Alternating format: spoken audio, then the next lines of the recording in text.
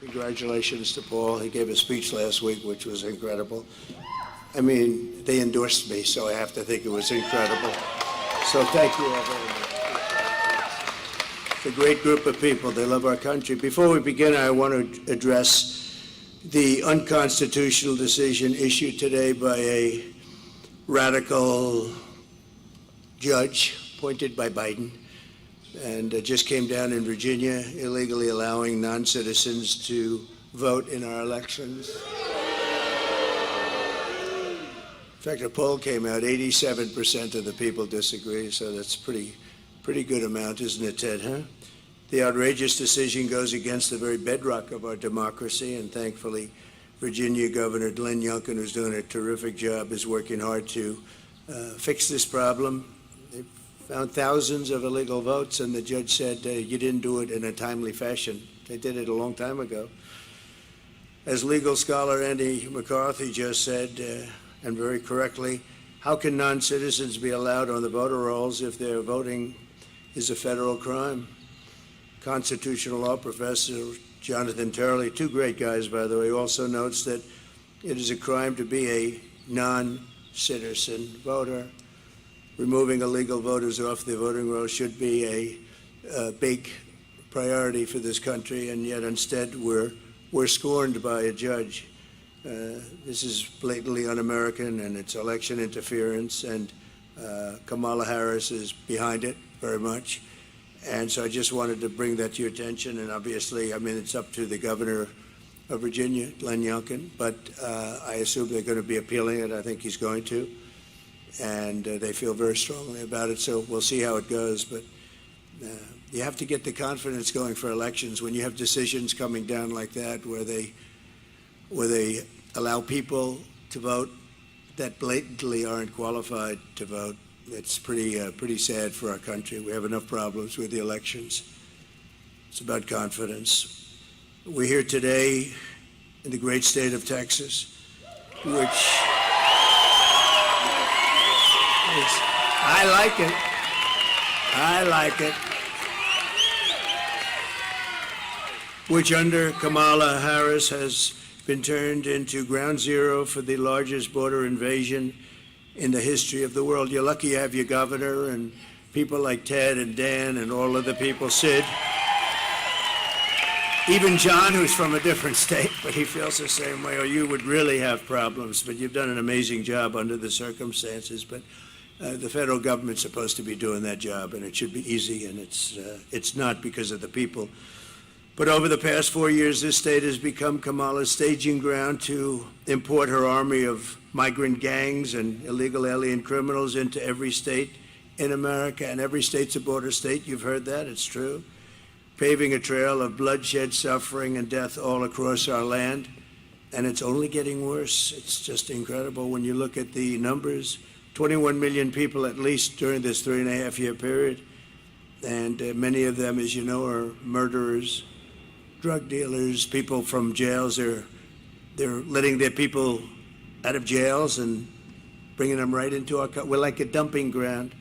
What Kamala Harris has done on our border is cruel, it's vile, and it's absolutely heartless. Her policy of importing migrant gangs is a crime against our country. It's actually a crime against humanity, and her abolition of our border should disqualify her for even running. I mean, I don't know how you can run for the president of the United States and allow people to pour into our country. And we're talking about seriously criminal people, many of these people, and they come from all over the world. It's not just South America. They're coming in from Africa. They're coming in from the Middle East. The Congo, that's a hot place right now. A lot of people coming in from prisons in the Congo. They're coming into our country. It's not even believable, actually, when you think. You know, you're standing up here, you're saying this stuff, John Barrasso, but you're saying this, and you say to yourself, you know, is it even believable?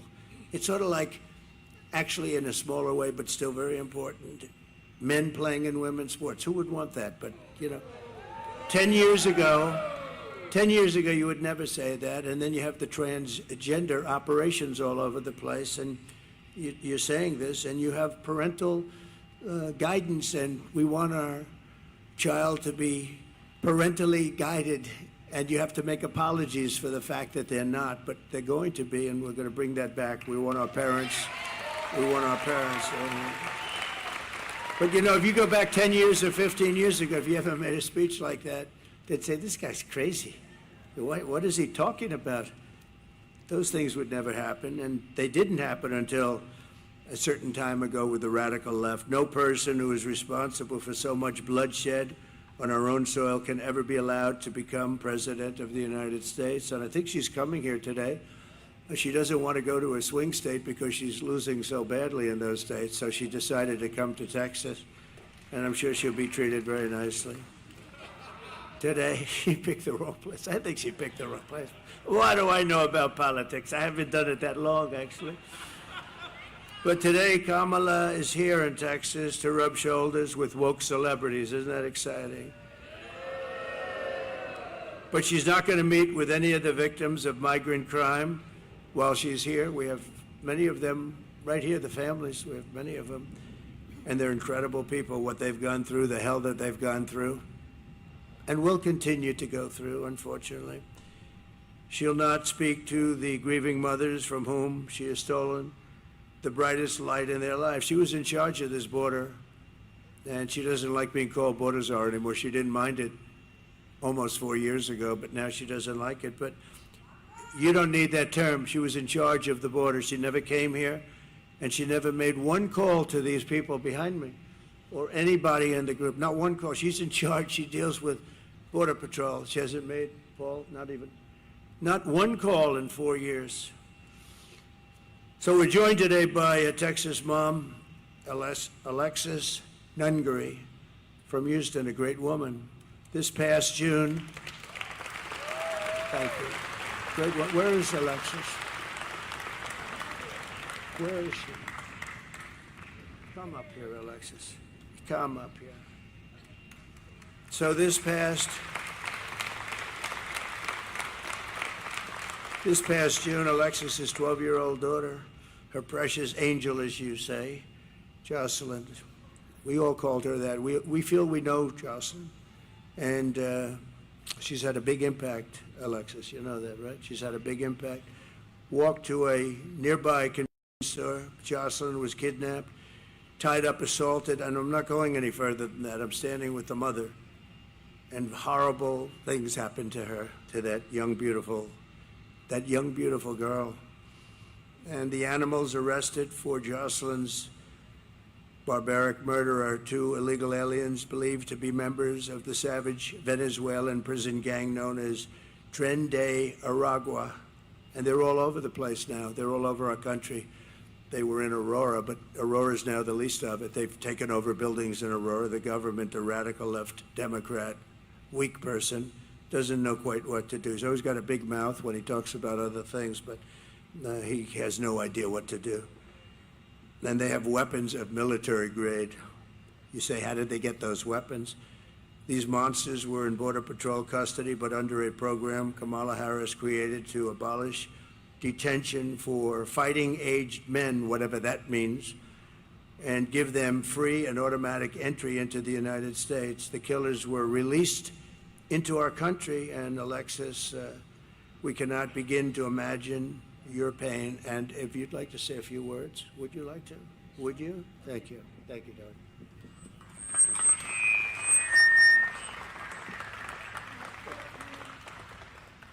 I want to thank everybody for Donald Trump, really, for the opportunity to be able to say my daughter's story.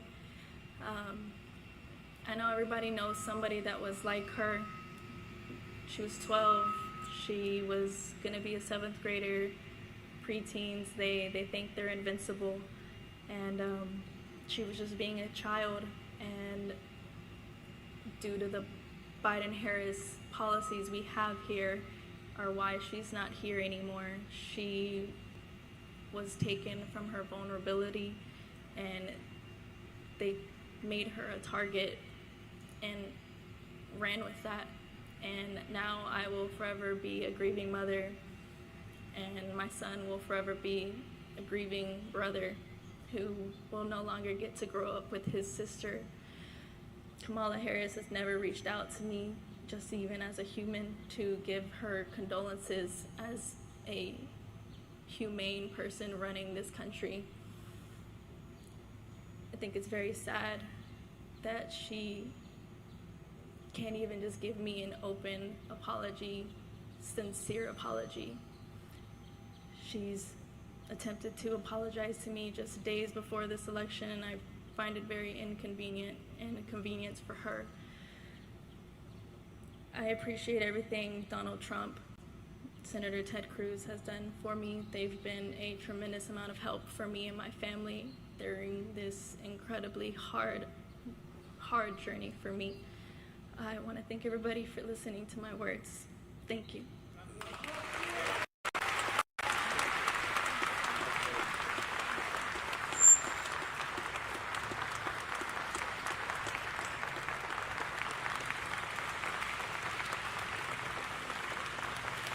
So I want to thank you, Alexis, and we will never forget Jocelyn. We're not going to. We've all seen her picture. It's blazed into our minds, and the violence and viciousness, and nobody calls, nobody talks. And we have many others like that. The 13 soldiers that were killed so horribly in Afghanistan, nobody called them. Nobody calls them. But certain people they call, but they don't call them. They weren't called. They weren't treated properly. They were treated very badly, actually. And many others, including some of the people in this room, nobody calls. I don't know, just from a human standpoint, I call. It's like, you can't do much because it's done. We could have done much if we were running things, Ted. We would have had strong borders. We would have had all the things. At least they would have had a real good chance of not having been caught up in this crime wave that's happening. It's a crime wave. The number of people coming in, we have no idea what the number is. I say 21 million. A lot of people think it's more than that. And then you start talking about the gotaways. I think the gotaways could be, Dan, double that. Who knows what it is? They're running into the country. We have no idea. That we call them from parts, I call them from parts unknown. As of 2 weeks ago, Tom Homan told me it was 181 countries were represented and people pouring in.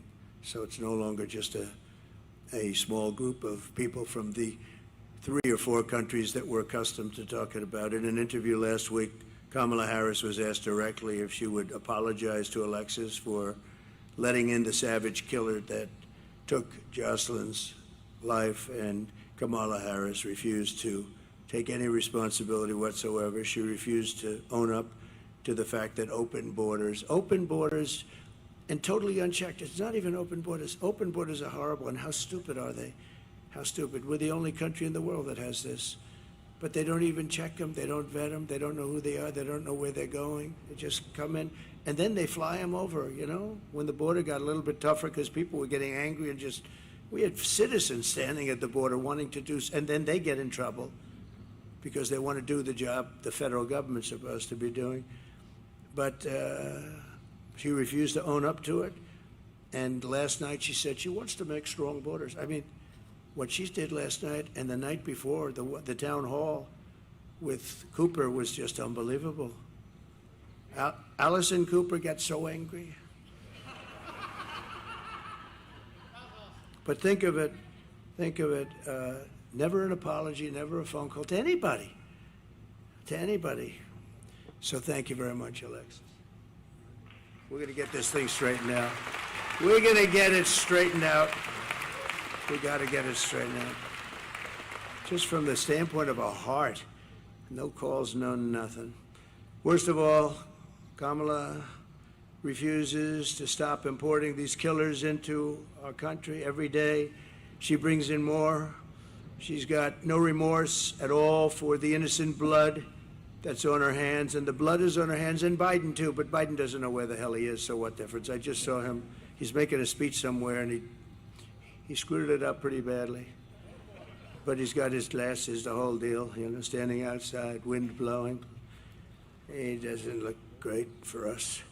He doesn't look, that's not what we want. That's not what we want. President Xi used to look at him and still does, I guess, right? But He used to just, he just said, oh, this makes me so happy, he says. And Putin and the whole group, Kim Jong-un, they're tough guys out there. They're tough and they're smart and they're streetwise and they're at the top of their game. And we don't have that. That's very nice. Thank you. What a good line that she said, that's why we have you. Thank you very much. Wow. Do you know that woman? You know that one? That's very good. Thank you. It's very nice. Thank you very much. 2 days ago, she said she could not think of any mistakes that she's made. She was asked a question. Can you think of anything that you would do different? Can you think of any mistakes that you've made?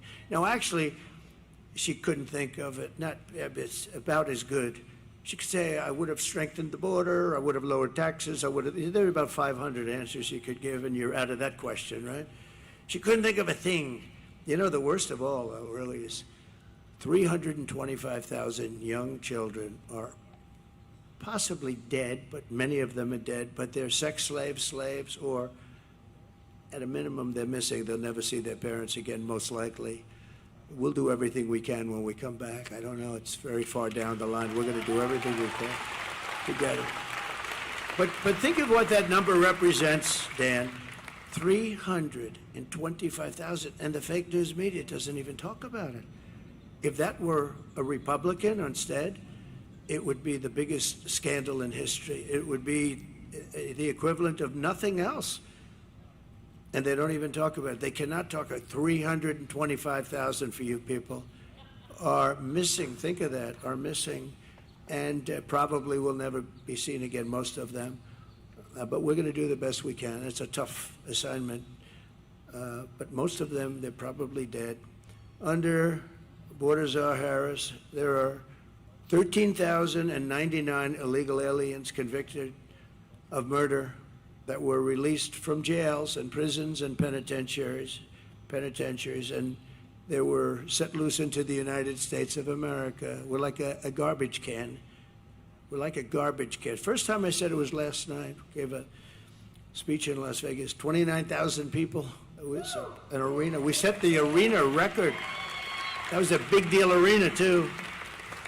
We set the record, but it was an amazing crowd. The first time I ever said it. I said it, I don't know, it just came out, garbage can. We're like a garbage can for the rest of the world to dump the people that they don't want. Do you know what they say from that? Their mental institutions are being emptied out. Their jails and prisons are being emptied out. And their gangs and their drug dealers and everybody's being taken off the streets. And Venezuelan crime is down 72%. Can you believe it? Well, that's because they don't, the criminals are being put here. If we don't win this election, we're going to go to Venezuela next year, Ted, and we're going to celebrate there because it's going to be much safer than our country, okay? Is that a deal? We'll all go together. No, it's just so bad. Well, I have to tell you, I'm not supposed to say it, but we are winning by a lot, actually.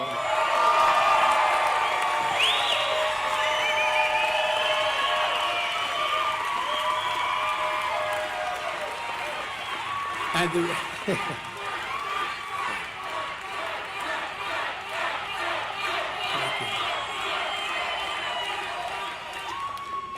the reason is we want them to keep voting, because we have to go, these used to take one day. Now they go on forever. And bad things happen. Lots of bad things happen. Where are those votes that I saw 2 days ago? Well, we're painting that section, and we decided to move them, sir.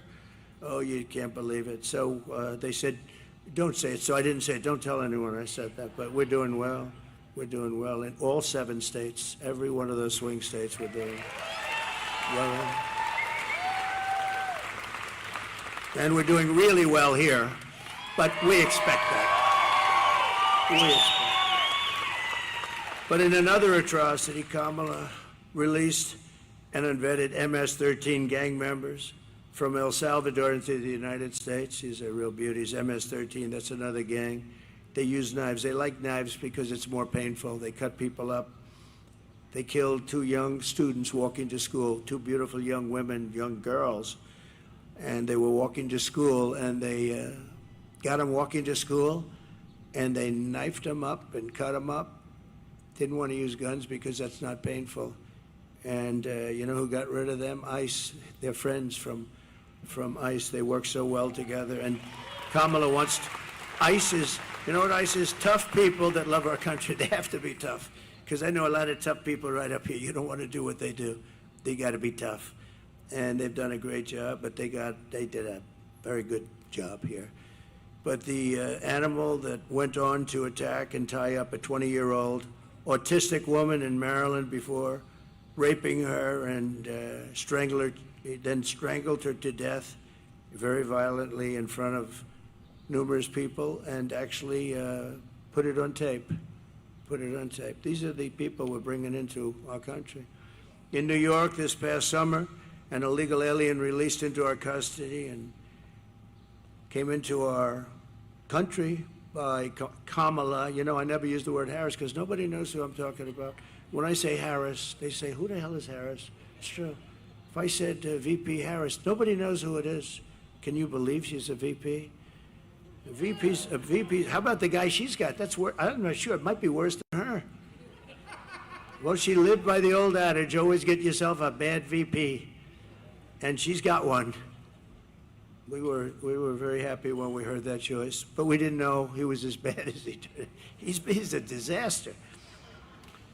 But Kamala approached two 13-year-old children with, think of this, these people that she let in with machetes, knives, guns, in broad daylight, forced them into the woods, tied them up together, their wrists, everything, raped the young girl, park, filmed the entire thing, put it on camera, put it out for everybody to see, badly injured this person and somebody with her too, really badly.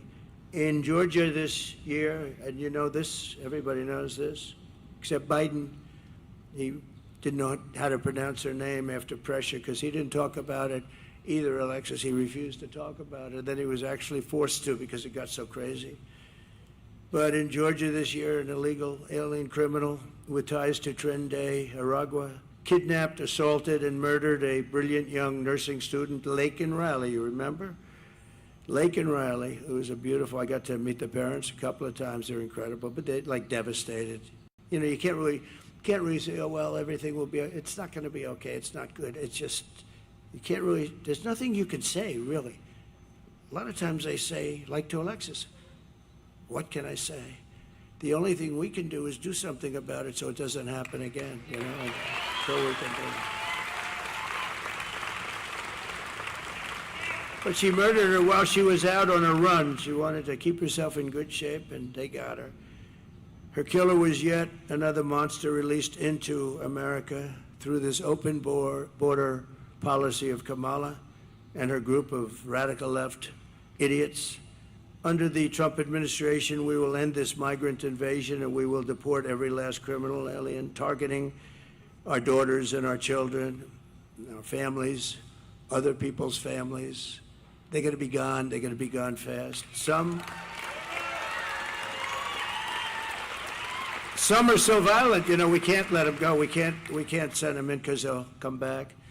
But we have some pretty strong policies that we're putting into place immediately on January 20th.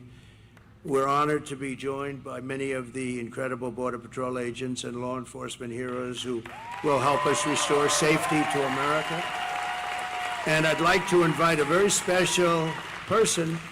He made such a good speech last night. They endorsed me. And this gentleman made a very good speech. I said, you know, I'm going to have to go back and start practicing. Ted, you and I are going to have to practice a little bit. But Paul Perez just assumed the big power position from Brandon, who was a fantastic guy. He's still involved in so many ways, but they endorsed me, something they're not really probably even supposed to do. I won't get into that. But they love the country. And in endorsing, they said very bad things about her. They don't want to say bad things either. They want to say great things. Even me, I didn't know I was going to do this. We had a very good first election. We had a much better second election. We got close to 12 million votes more than we did the first time, the highest number in history. And okay. And then I saw what was happening with the country. It was so bad and so incompetent. It didn't take long. I would have preferred that the country was really well run. John, I would have preferred it. If the country was really, if Biden got in there and he was a great president, I would have actually preferred it. And right now I'd be on a beach or a golf course or something. I'd be doing something else. But I'd rather be in Texas with you, I can tell you that. I'd rather be in Texas with you because we're going to make our country great again, and we're going to do it. And if I could ask Paul just to come up and say a few words, and I appreciate very much the endorsement, Paul. Thank you very much. Please. Thank you, President. Thank you, President. I really respect the fact that you came out to Texas to highlight migrant crime, illegal alien crime. We've got some good people here in the front row that have been supporting the governor's efforts to do the federal government's job. And so we really appreciate that. But I want to talk about the person that's going to be coming to Houston tonight, not to apologize or highlight illegal alien crime, but to party like a fool on stage with celebrities. Instead of apologizing to the families, this is somebody who likes to brag about being a former federal prosecutor who prosecuted transnational gangs and cartel members. So she knew better, President Trump. She knew better than most exactly the threat that these people, these animals, create, the threat that they bring to our communities that will harm our families. And these scumbags listed here on these pictures here are part of the Kamala crime wave. And because of that, the Kamala crime wave has devastated cities. President Trump strikes fear in the enemies of America. That is the type of leadership that we need in this country. Just recently, the criminal cartels have greenlit firing on Border Patrol agents. They would have never done that under President Trump because they know he would send the message that if you touch a single hair on a Border Patrol agent, I will eradicate you. That's the strength and leadership we need from President Trump. Not the clowns that are running for president on the Democratic ticket. My daughter can handle a shotgun better than Tim Walz. And he served in the military, as he claims. The Secretary of Homeland Security, also a former federal prosecutor. They know better. They should have stopped this invasion. They did nothing. They not only facilitated, but they encouraged it. This border needs to be fixed, and the only person that can fix this border is Donald J. Trump.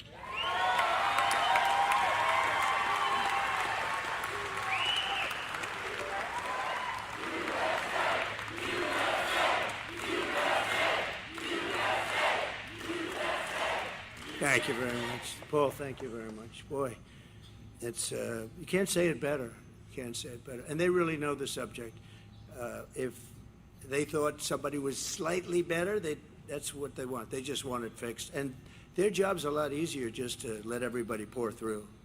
It's a tough job when you do it right, but that's what they want. They love the country. This is just a great group. I've gotten to know them so well over the years. I did call them a lot.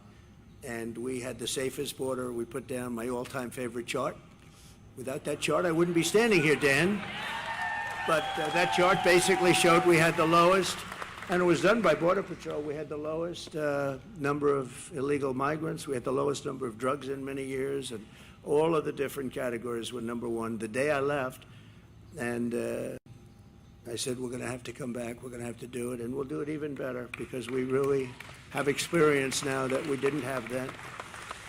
I want to thank the Guillen family. The Guillen family is here. They are incredible, incredible, brave, and beautiful family. They lost their daughter and sister, and she's up in heaven looking down, very proud of you, and very proud of the stance that you took. A very vicious group of people, just liars, you know, and a magazine that's a failing magazine run by a guy named Goldberg came out with a story, bad story about me, that I had told them I was going to do something and all this, and they were so incensed that they said we can't let them say that about what took place with the daughter. I was going to help them if they didn't get the military funding. I was going to fund it myself. I told them that, but they were able to get the funding. And I guess they came out with a story that, what's it called, the Atlantic magazine, Atlantic.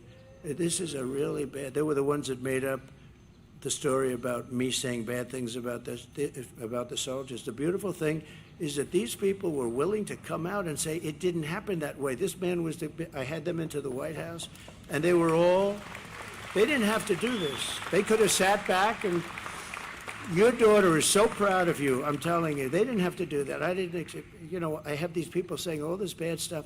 Then all of a sudden, the family that they're talking about comes out of nowhere and says, President Trump was perfect. What he did was so great. He got us the money. And I did say, if we couldn't get you the money for the funeral, I was going to pay it. But he got us the money, and it happened so quickly and nice.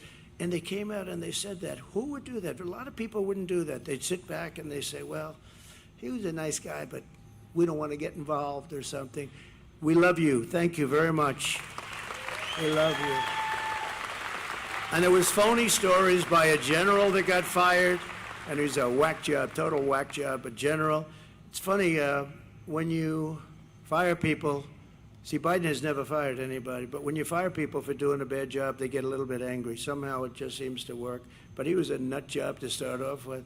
So it's just so, it's such a beautiful story. Out of nowhere, we get a call saying that problem solved. Why? Because the family came to it. They said that the magazine totally lied and misrepresented. This was the same magazine that said that I said about dead soldiers that they were something, what was it, suckers and losers. Think of it. I'm supposed to be standing there over the graves of soldiers with people around me, military people or whatever, making a statement like that. Can you imagine? Can you imagine anybody doing it? I think I'd end up I may be the president, but I think somebody would start a fist fight. And probably I would say, you were right in it. Who would do this? They make up stories. It's not even like they have sources. They don't have sources. They're storytellers. They say, what would be bad? I have a bad one. And you know when it's always released? Same time with the last one. It's released just before the election. That suckers and losers story, which was totally fabricated. There's nobody that loves the military. And these were World War I heroes. They died in World War I. And I'm saying, they were suckers. I mean, you'd know me. They were suckers and losers. Can you imagine it? And the problem I have, Ted, is that 5, 10, 20% of people, when they read that, they're going to believe it. So I talk about it because it was a terrible thing. You know, I walked past, I remember we were doing a big event, and I was going back to Air Force One, and they were under the wing, these fake news people. They're so bad. There's a lot of them back there, by the way. We got a lot of them honoring that special person, right? We got a lot of fake news. But I remember I'm walking past, and I hear the people shouting and everything. And I heard this one voice, loud, boisterous, horrible voice, say, did you call the dead soldiers from World War I suckers and losers? I said, I didn't, to myself, I said, man, that's a bad one. Because it's what, this sleazebag reporter, Goldberg, against me. I mean, and a percentage of people have to believe it, so all I can do is talk about it. But as soon as I heard that statement, I said, man, that's bad. Because to me, that's so bad. And that's what they do. These are evil people. They're a threat to democracy. And, we are not a threat. The threat to democracy is the other side. They've weaponized the courts. They've weaponized the FBI to go after people. They go after parents. They're going after Catholics. I don't know what's with Catholics lately. But if you're Catholic, you're being persecuted. Anybody that votes as a Catholic for this horrible candidate that can't put two sentences together, she can't speak. She can't put two sentences together. Can you imagine her standing with President Xi of China? I don't think so, Ken. I don't think. He would be a very happy man, but hopefully that won't happen. And based on the first 4 days, it's not going to happen. I want to thank some of the special guests we have. Senator Ted Cruz for being here, Senator Ted. And it's hard to believe he's in a race because, honestly, I don't know who would want to run against him because he's really a great senator. He's a great senator. He loves the country.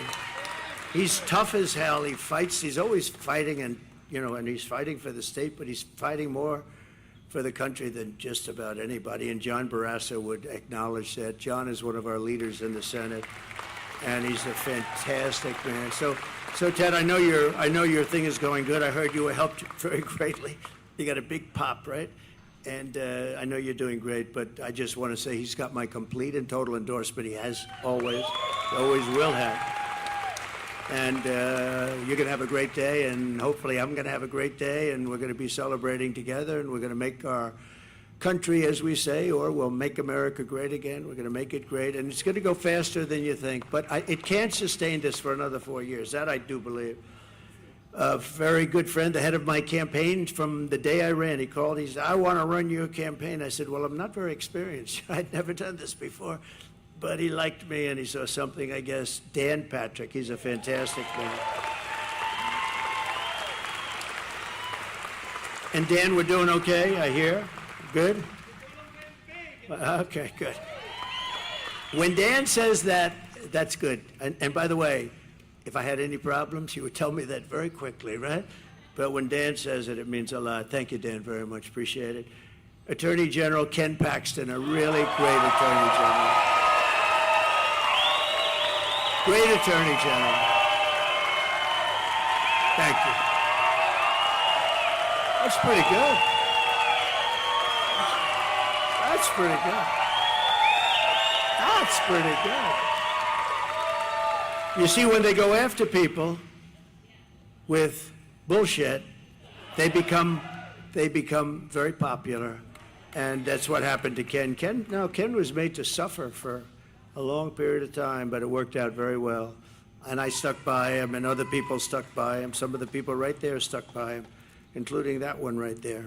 So I think Ken, I said, he's a great Attorney General. You got to stick by your Attorney Generals. And I'm very happy the way that all worked out. But you went through a lot, right? And that's why they love you, because they understand that. Agriculture Commissioner, another friend of mine, Sid Miller. The first time I saw Sid, he was on television. Alexis, he was on television, and I didn't know him at all. He was on Deface the Nation. Ladies and gentlemen, Sid Miller on Deface the Nation. That's the name I call it. They don't like it. They spend millions on PR, and then I get on and say, Deface the Nation. But they do deface the nation, and the others are just as bad. But he was on there, and they said, well, Trump is going to be in a tight race. This is when I first ran in Texas, and we had an event, and we had a line that went 10 miles long to get into a stadium, and they couldn't even get in. And he looks at the anchor. He said, listen, I'm from Texas. He's had that beautiful hat on. I love that hat. I'd love to wear it, but it wouldn't work for me, I don't think, Ken would. Ken would say, it's no good for you. Take it off, please. But now he said, I don't know where you come from, but you don't come from Texas, because this guy's going to win in a landslide. And we won in a landslide, right? So thank you. Thank you. Sid's a great guy. Thank you, Sid. Appreciate it. Land Commissioner Dawn. Oh, I like that. I'd love to be Land Commissioner. I love real estate. Land Commissioner Dawn Buckingham. Thank you, Dawn. Great. Doing a good job. I hear that from everybody. And Chairman of the Texas Republican Party, Abraham George. Thank you. Thank you very much. Thank you. Good job. So just in closing, thank you, Abraham. Great job. Immediately upon taking the oath of office, I will launch the largest deportation program in American history. We will put, and I don't like saying that, the record is Dwight Eisenhower, who was essentially a moderate, good president. General Eisenhower, good president, good general, probably a very good general, right?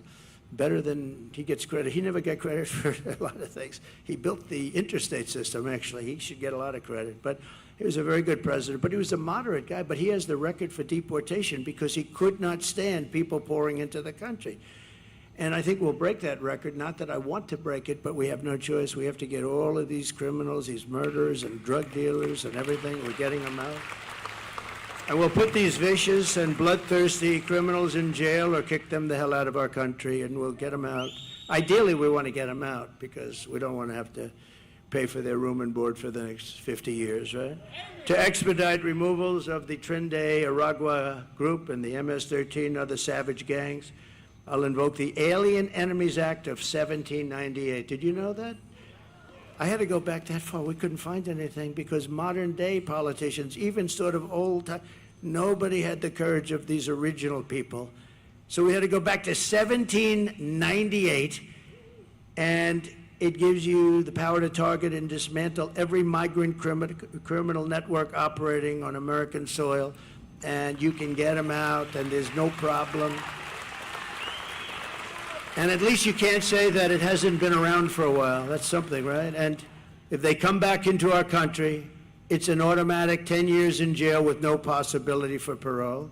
So, you know, because a lot of people, what happened, and it happened with Eisenhower, you'd take them out, they'd come back in, they kept coming in. So he kept bringing them further away. At some point, they didn't come back. But I'm going to do it differently. It's a 10-year system of you're in prison for 10 years with no parole. And I'm hereby calling for the death penalty for any migrant that kills an American citizen or a law enforcement officer.